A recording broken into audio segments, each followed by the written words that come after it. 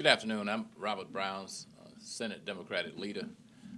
We call this press conference to just very briefly talk about our impressions. We were impressed with the number of people who turned out and what they had to say. I think this reemphasizes the importance of not moving this process too rapidly.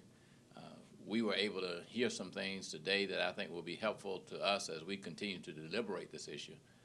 But we also want to emphasize that we do have the core of a plan that we think addresses the concerns that reasonably can be addressed as far as the Hope Scholarship Program and the pre-K programs are concerned.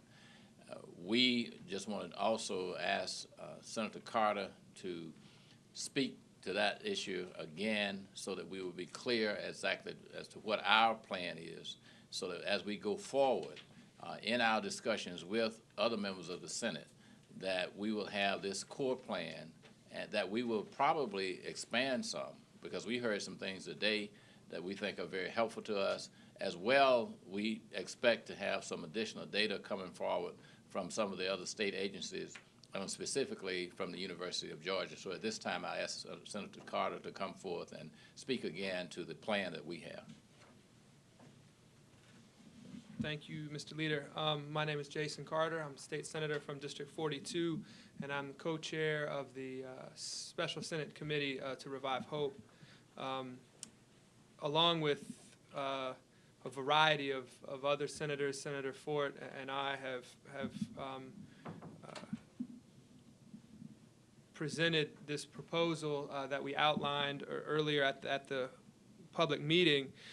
Essentially, the proposal achieves the same savings as Governor Deal's proposal and as HB 26, as was passed, with a different approach, and by focusing on a few other things that were not dealt with in HB 326. First of all, our proposal would maximize the number of students who can afford to go to college and maximize the number of students who receive the full Hope Scholarship. We have proposed funding the Hope Scholarship up to a particular family income, and that amount would be adjusted based on lottery revenue, that income amount. This year, that amount would be $140,000, which means we would provide the full Hope Scholarship or make it available to 94% of all Georgia families. Students from the remaining families would be eligible for the forgivable low-interest loan program that is articulated in HB 326, and would be available, would have the Zell Miller Scholarship available. That scholarship would be transformed from a scholarship articulated in HB 326 to a scholarship that was available to every community in Georgia, such that the top 3% of students from every high school in the state would be Zell Miller Scholars and would receive the full Hope Scholarship regardless of family income or any other issues. Lastly, or secondly, we also believe we need to focus more heavily on the lottery corporation itself. That corporation now funds the educational account for Hope and pre-K at about 26%, which is far below the national average, which is at roughly 30%. If we increase the payment from the lottery corporation into the educational account by 2%, we would receive we would receive about $45 million. Additionally, HB 326, against the governor's wishes, against the governor's recommendation, reduced the lottery retailers' commission from 7% to 6%. We would advocate a further 1% reduction to bring it back in line with the governor's recommendation.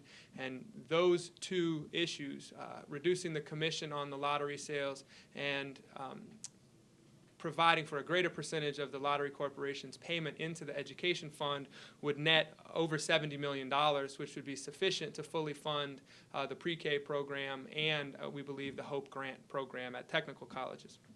The purpose of our plan, and we believe the reason our plan is better is that it does meet the criteria of fully funding a pre-K program, which we believe is one of the most important, if not the most important investments that our state can make in its future.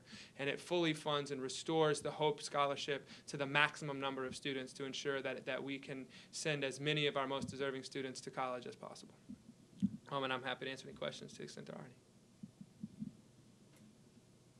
Were we that clear? Thank you. All right.